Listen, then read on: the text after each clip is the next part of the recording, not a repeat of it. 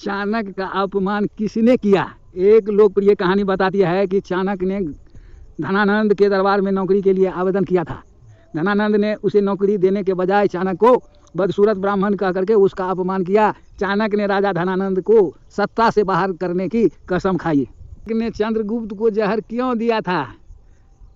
एक किंवदंती के अनुसार, जो बाद में जैन आविष्कार है, चाणक्य ने चंद्रगुप्त मौर्य के प्रधानमंत्री के रूप में कार्य किया।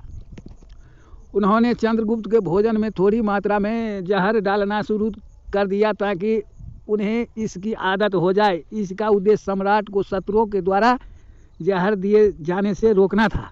ने सिकंदर को क्यों हराया था? चाणक्य युद्ध नीति के शिक्षक थे। उन्होंने अर्थशास्त्र और चाणक्य नीति में युद्ध और युद्ध के तकनीकी के बारे में जो कुछ भी पढ़ा था उसे लिख करके उसने अपनी युद्ध रणनीतियाँ और रहस्यों का उपयोग करते हुए सिकंदर को महान को हराया। अशोक के समय चाणक्य जीवित थे।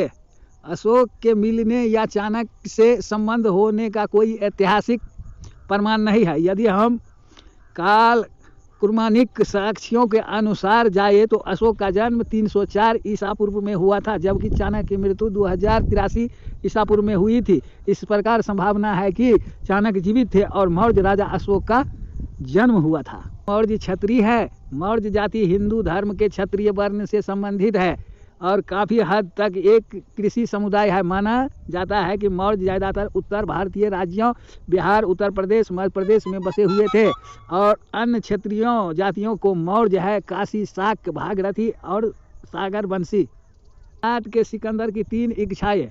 जिन्हें हाकिमों ने मेरा इलाज किया वो मेरे जनाजे का कंधा देंगे ताकि दुनिया को पता चल सके कि रोग का इलाज करने वाले हकीम भी मौत को नहीं हरा सकते। मेरे जनाजे की राह में वह बेशुमार दौलत बिछा दी जाए तो जो मैंने अन्य राज्यों में न जीती है, जिससे लोगों को पता चले कि दौलत भी मौत को नहीं बचा सकती है। चंद्रगुप्त मौर्य को मदद कैसे की? उत्तर, चाणक्य ने चंद्रगुप्त की सेना और अन्य प्रशासनिक कर्तव्यों की निगरानी करके चंद्रगुप्त मौर्य की सहायता की। उनकी सिफारिशों और सलाह ने चंद्रगुप्त मौर्य को प्राचीन भारत में एक विशाल साम्राज्य की नींव स्थापित करने में मदद की। अपने बाल क्यों काटे?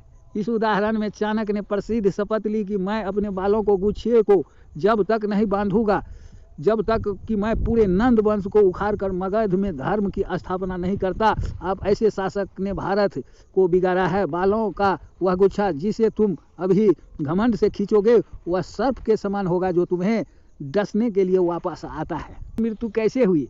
किंवदंती में बिंदुसार के समय से पहले जन्म लेने वाले चाणक्य का उल्लेख है। श्लोक 446 में कहा गया है कि चंद्रगुप्त ध्यान में मर गए। संभवतः सुलेखना हो सकते हैं और स्वर्ग चले गए। हेमचंद्र की कथा के अनुसार चाणक्य ने संलेखन भी किया था।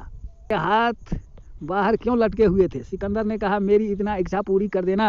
हालांकि जीवन भी मेरी कोई इच्छा पूरी नहीं हो पाई है, मर करके तुम कम से कम मेरी इतना इच्छा पूरी कर देना कि मेरे दोनों हाथ बाहर लटके रहने देना। मेरे मरे हुए आदमी की इच्छा पूरी करनी पड़ी। उसके दोनों हाथ बाहर लटके हुए थे।